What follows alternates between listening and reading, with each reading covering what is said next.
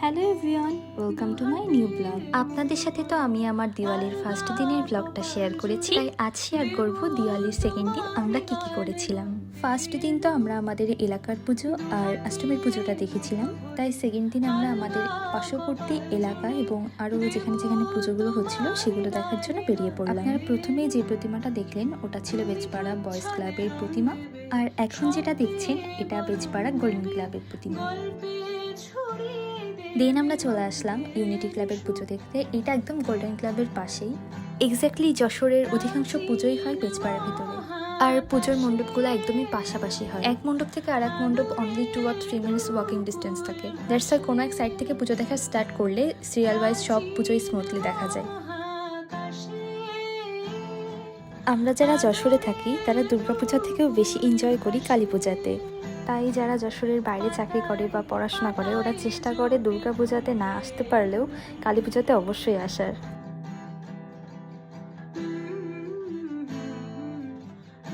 এইবার কালী পূজাতে আমি আমার দিদিকে খুব বেশি পরিমাণে মিস করছি, কারণ এইবার ওর ভার্সিটি লাইফের ফার্স্ট ইয়ার ছিল আর ওদের পরীক্ষাও ছিল অ্যান্ড ওর অনেকগুলো প্রোগ্রাম ছিল, দ্যাটস ওয়াই আসতে পারে নাই। বাট ও অনেক চেষ্টা করছে আসার জন্য, কিন্তু লাস্ট মোমেন্টে গিয়ে আর আসা পসিবল হয় নাই।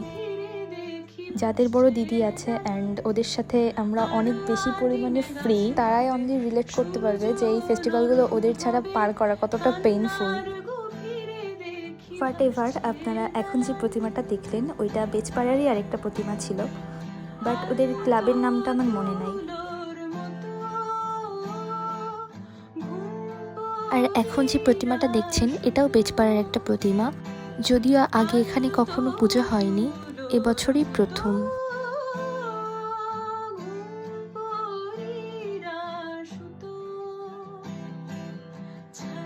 আর এখন যে মণ্ডপটা এসেছি এটা নিউ বেজপাড়ার পুজো।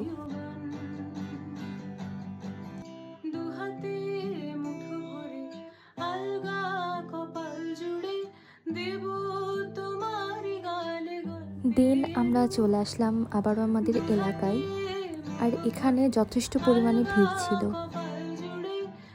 এলাকায় এসে দেখি ততক্ষণে সবাই নাচানাচি শুরু করে দিয়েছে, তবে আজকে আমি একটুও নাচিনি। এলাকাতে সবাই নাচছে দেখে আমরা আবার অন্য মণ্ডপ দেখতে আসলাম। এটা হচ্ছে বেজপাড়া পূজার মাঠ।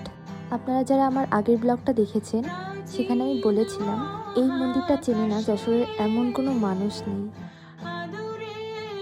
এরপর আমরা এলাম হচ্ছে ডায়মন্ড ক্লাবের পুজো দেখতে। এই পূজাটাও নতুন, মানে এখানে পুজো হয় এটা নতুন, মেবি লাস্ট ইয়ার থেকে শুরু হয়েছে। নতুন হিসেবে মোটামুটি ভালো একটা ডেকোরেশন করছিল, কিন্তু ডেকোরেশনের থেকেও সুন্দর ছিল মায়ের প্রতিমাটা।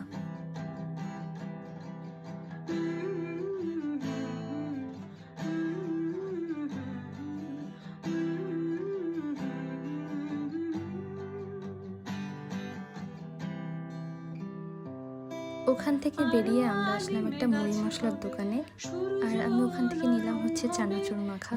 আর চানাচুর মাখাকে প্রচণ্ড ঝাল লাগছিল, এ কারণে আমরা প্রত্যেকে আইসক্রিম খাচ্ছিলাম।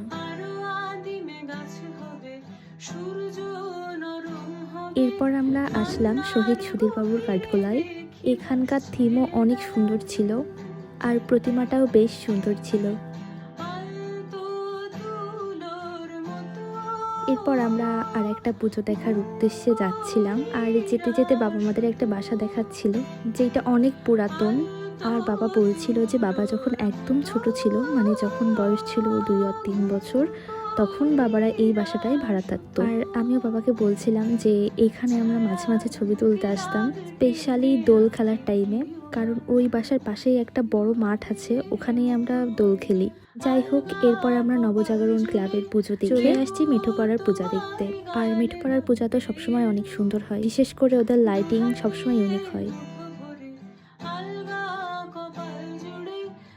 আর এটাই হলো সেই মিঠোপাড়ার প্রতিমা।